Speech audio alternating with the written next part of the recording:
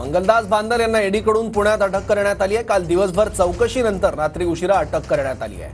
रात्री 11:30 वाजता अटक करून मुंबईत आणल्याची माहिती आहे। बांदल यांना मुंबई कोर्टात हजर केलं जाणार आहे। शिवाजीराव भोसले बँकेच्या गैरव्यवहार प्रकरणात ईडीकडून कारवाई झाली आहे।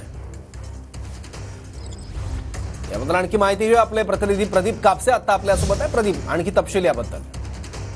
स्वरूप अगदी बरोबर आहे। खरं मंगलदास बांदल यांची काल ईडीच्या अधिकाऱ्यांकडून दिवसभर चौकशी जी आहे ती करण्यात आली। जवळपास सकाळी 9 वाजता ईडीचे अधिकारी जे आहेत ते त्यांच्या निवासस्थानी दाखल झालेले होते। रात्री 11 पर्यंत ही चौकशी चालली आणि चौकशी अंती ईडीकडून मंगलदास बांदल यांना ताब्यामध्ये घेण्यात आलेला आहे। ईडीनं ताब्यात घेऊन त्यांना मुंबईमध्ये नेल्याची माहिती आहे आणि आज त्यांना कोर्टामध्ये सुद्धा हजर केलं जाणार आहे। मात्र काल ईडीकडून तपास करते वेळी त्यांच्या घरामध्ये जवळपास 5,60,00,000 रुपये आढळून आल्याची माहिती आहे। मात्र शिवाजीराव भोसले बँकेच्या गैरव्यवहार प्रकरणात याआधी त्यांना ईओडब्ल्यू कडून कारवाई जी आहे ती करण्यात आलेली होती। त्या प्रकरणामध्ये अटकेची कारवाई त्यांच्यावरती झालेली होती। मात्र मुंबई हायकोर्टाने त्यांना या प्रकरणामध्ये जामीन मंजूर केलेला होता। मात्र पुन्हा ईडीकडून या संपूर्ण शिवाजीराव भोसले बँकेच्या गैरव्यवहार प्रकरणाच्या संदर्भात काल चौकशी जी आहे ती करण्यात आली।